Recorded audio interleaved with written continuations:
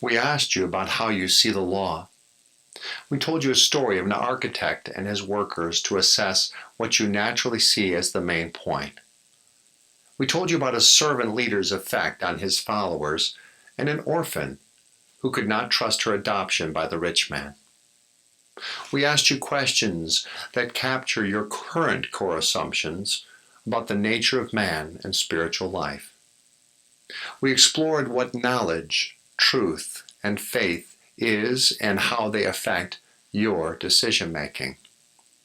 And from your responses to these stories and questions, you appear to recognize there is more to life than what you find in the physical world, that there is supernatural power and there are resources in the invisible world.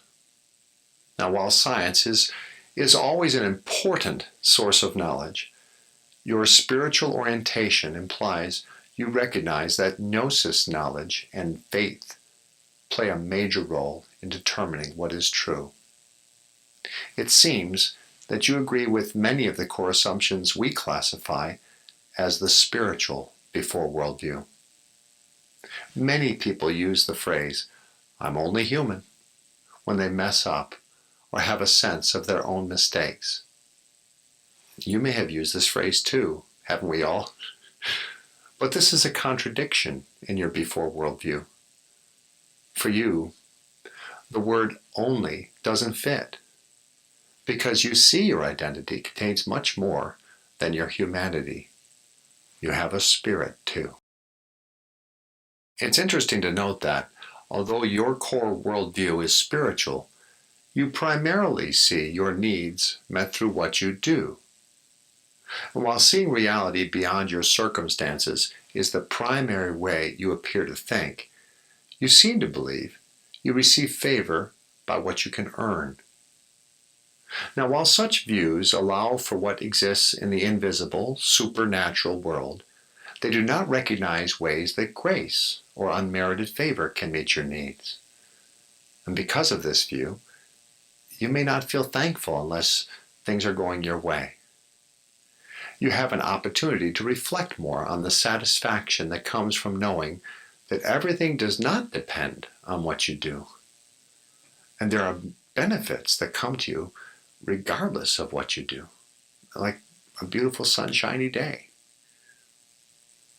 You are spiritually oriented, but grace does not appear to be your dominant view. Keep this in mind as we continue to see how your before worldview profile influences how you think, feel, and act.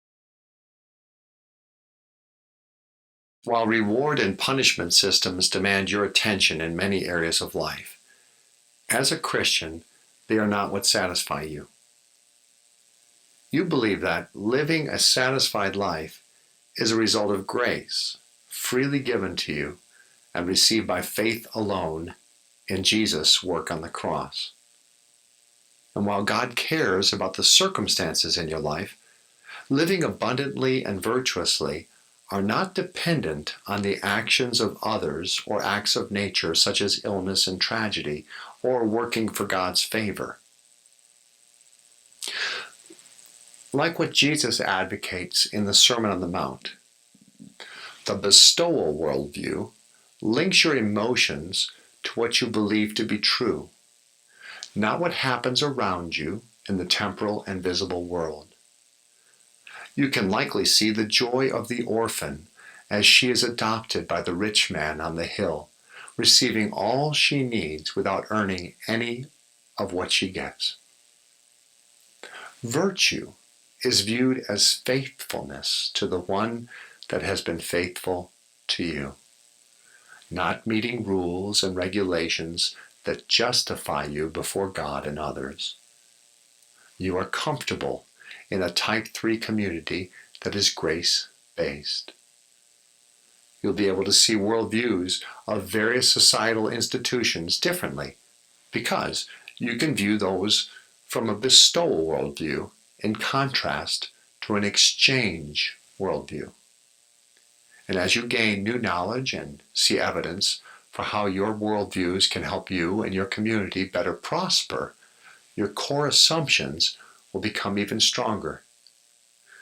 You have many opportunities to study theology and learn more about what God says in the Bible. This course, however, is designed to strengthen your ownership of your core beliefs, your presuppositions. Core assumptions associated with the bestowal worldview is the mind of Christ.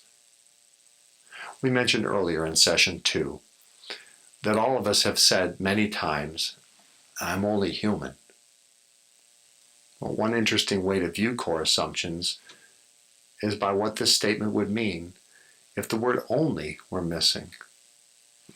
This is what Jesus does. He removes the word only from "I am only human." In other words, we are human, but our humanity does not limit us to the mindset and treasures of this physical world. Your view of reality directs your attention beyond the finite material world, as you see that the material world merely points to things eternal. All things come together in Jesus. He discloses all that is true. Do you remember what the writer said to the Jewish Christians in Hebrews? Those priests you had, they existed, but they're not real. Jesus is the real priest. Remember those sacrifices you made to God? Well, they existed, but they were not real. Jesus is the real sacrifice. You can look past those who see the gospel in terms of social justice and reward-punishment systems. And in sharing the core assumptions of Jesus, you understand how experiences in the material world point to the qualities of the reward giver.